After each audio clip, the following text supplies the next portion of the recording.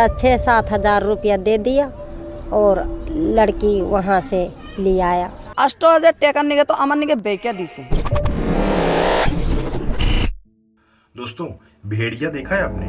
वही जंगली भेड़िया, इंसान के रूप में भेड़िया। हाँ, होते हैं ऐसे कुछ लोग। आज मैं बताता हूँ दोस्तों आपको इसके बारे में और इसके पीछे लॉजिक, रीजंस, वो सब कुछ मैं बताऊंगा।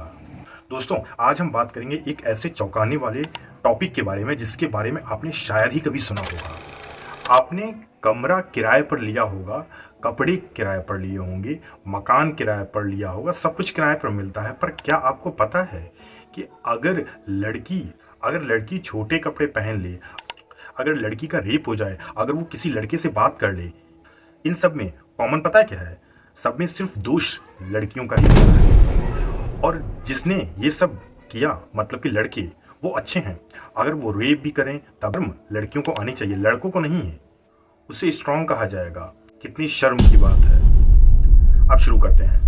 एक गांव ऐसा है जहां पर पत्नी आप किराए पर ले सकते हैं। जी हाँ, आपने सही सुना। मैं भी शॉक्ड रह गया था जब मैं इसके बारे में पढ़ रहा था। मध्य प्रदेश के शिवपुर डिस्ट्रिक्ट के एक गांव है।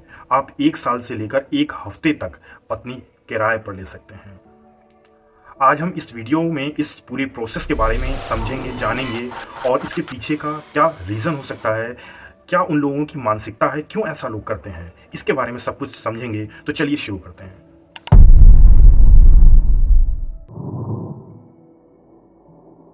हर साल गांव में एक बाजार लगता है और इसमें परिवार अपनी बेटियों को, अपनी पत्नियों को किराए पर देते हैं।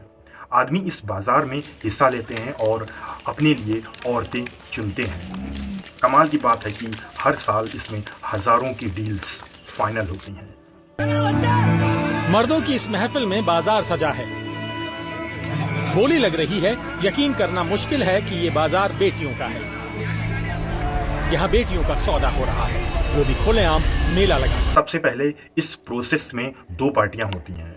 एक वो जो औरत को किराए पर लेते हैं और एक वो जो औरत को किराए पर देते हैं।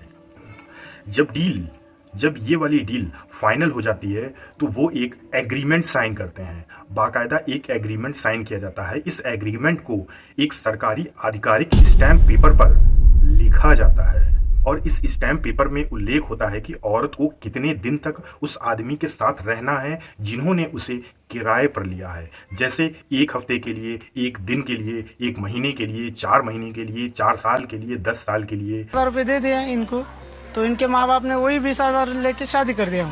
और जब ये एग्रीमेंट खत्म हो जाता है तो उस औरत को उसके हस्बैंड या परिवार के पास भेज दिया जाता है। इस प्रथा को दहेज प्रथा कहा जाता है। देखो दोस्तों, प्रथा के नाम पर कैसे लड़कियों की जिंदगी को बेच देते हैं। इससे ये भी पता चलता है कि ये सब केवल ढकोसला है और कुछ भी नहीं। इससे ये भी पता चलता है कि कुछ लोग आज भी लड़कियों को सिर्फ एक सामान, एक मटेरियल समझते हैं। कमाल की बात यह है कि इस कॉन्ट्रैक्ट की अवधि के अंत में लड़की को ओनरशिप से ज़्यादा कीमत पर भी ट्रांसफ़र किया जा सकता है और अगर ग्राहक चाहे तो इस कॉन्ट्रैक्ट को रिव्यू भी कर सकता है। हालांकि यह दावा किया जाता है कि औरत कभी भी इस कॉन्ट्रैक्ट से बाहर नहीं निकल सकती और अगर उसको इस कॉन्ट्रैक्ट से बाहर निकलना है तो ये एक बहुत ही डिफ़िकल्ट प्रोसेस होता है। औरत को इससे बाहर निकलने के लिए एक शपथ पत्र देना होता है और पहले से निर्धारित किया गया किराया उसको वापस करना होता है, जो औरतों के लिए बहुत ही मुश्किल होता है। अब बहुत लोग ये सोच रहे होंगे कि ऐसा सच में होता है क्या? तो मैं बता दूं, जी हाँ, ऐसा होता है। और सिर्फ यही नहीं, बल्कि ऐसे कई और देश हैं, कई ऐसे गांव हैं, शहर हैं, जिले हैं जहां पर ये चीज़ होती है। इस सिस्टम का सच सुनने में जितना अजीब लग रहा है उतना ज़्यादा भयंकर भी है। इस सिस्टम में जब उनके पेरेंट्स भी शामिल हों तो आप बच के जाओगे कहाँ? को आकर्षक दिखाने के लिए उनके माता पिता ही उन्हें ड्रग्स देते हैं ताकि उनकी बॉडी, मसल्स, ब्रेस्ट साइज बड़े हो जाएं। इसका मकसद यह होता है कि अमीर ग्राहक उन्हें अधिक पैसा देकर किराए पर ले सकें। जनरली ये डील 15,000 से लेकर 25,000 तक भी होती है। हर दूल्हे के लिए दुल्हन जितनी ज़्यादा यंग होती है उतनी ज़्यादा उसकी प्राइस बढ़ जाती है। प्राइस उतना ज़्यादा प्रपोज किया जाता है। कभी कभी प्राइस इतना ज़्यादा एक्सेसिव होता है कि वो 2 लाख तक भी पहुंच जाता है। अगर दुल्हन खूबसूरत हुई, फिजिकली अट्रैक्टिव हुई, यंग हुई, खासकर 8 से 15 साल के बीच में, तो उसका प्राइस और ज़्यादा बढ़ जाता है। और एक और चीज़, अगर गर्ल वर्जिन तो भी उसके जो प्राइस है बहुत ज़्यादा इंक्रीज हो जाएगा। उसके स्किन कलर, एज और पहले कितने कॉन्ट्रैक्चुअल मैरिज हो चुकी हैं, इसके बेस पर भी उसे प्राइस को सेलेक्ट किया जाता है। या सुनने में जितना अजीब लग रहा है ना, इसके पीछे का कारण समझना हमें बहुत ज़रूरी है। इसका मुख्य कारण है औरतों को अपनी संपत्ति समझना, और उसके बाद आती है गरीबी, सेक्स रेशियो और इलिटरेसी। यह सुनकर आप भी सोच रहे होंगे कि इसमें शामिल लोग गरीब होंगे, इलिटरेट होंगे, लेकिन जो उच्च वर्ग के लोग इस प्रोसेस में शामिल होते हैं, जो किराए पर पत्नी को ले जाते हैं, उनका क्या बात है। ये एक ट्रेडिशन के जैसे है और ये बहुत ही सस्ते दाम में लोगों को अपना एंटरटेनमेंट मिल जाता है, और वह शादी से अधिक खर्च से बच जाते हैं और आसानी से किराए लाई हुई पत्नी का इस्तेमाल करते हैं, उसका पूरा लाभ लेते हैं। ये प्रैक्टिस मध्य प्रदेश के एक गांव तक केवल सीमित नहीं है, जैसा कि मैंने ऊपर बताया था। गुजरात, राजस्थान, हरियाणा, उत्तर प्रदेश, ये भी कुछ ऐसे हिस्से हैं जिसमें ऐसे केसेस सामने आते रहते हैं। उदाहरण के लिए राजस्थान के दुंगापुर में औरतों को बाजारों के दिनों में बेचा जाता है। यहाँ का महिला बाजार मवेशियों के बाजार के बगल में लगता है, लेकिन कमाल की बात यह है कि मवेशियों की कीमत औरतों से ज़्यादा होती है। अनुसार गुजरात में एक कृषि मजदूर ने अपनी पत्नी को 1 महीने के लिए जमींदार को किराए पर दे दिया। इस प्रथा को कई जगह पर बिजनेस की तरह भी संचालित किया जाता है, न सिर्फ गांव में बल्कि बड़े बड़े शहरों में भी।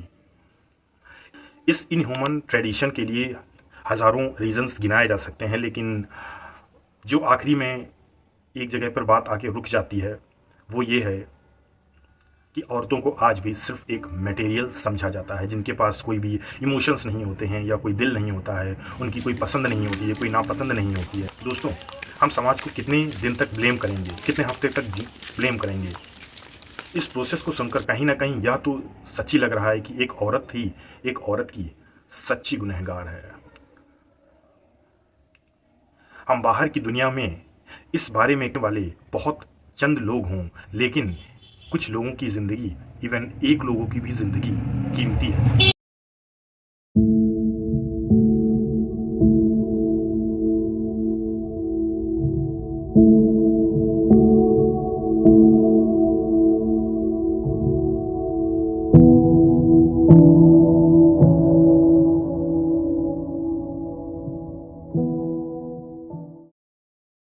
बट अगर एक सिंपल सा स्टेप आप अपनी सोसाइटी के लिए, आप अपने लिए, अपने दोस्तों के लिए और ले सकते हैं, और इस चीज़ को अगर होने से बचा सकते हैं, अगर आपके आसपास ऐसी चीज़ें होती हैं, आप जानते हैं, तो इसको सॉल्व करने की कोशिश करिए और हम एक अच्छी सोसाइटी ज़रूर बना सकेंगे। उम्मीद है आपको हमारा वीडियो और इन्फॉर्मेशन अच्छी लग रही होगी। अगर अच्छी लगी रही है तो शेयर ज़रूर करिए और अपने दोस्तों से बोलिए उसे ज़रूर शेयर करें। ऐसी इन्फॉर्मेशन लाने के लिए हमें बहुत मेहनत करनी पड़ती है। उम्मीद करता हूँ आपको अच्छा लगा होगा। Thank you.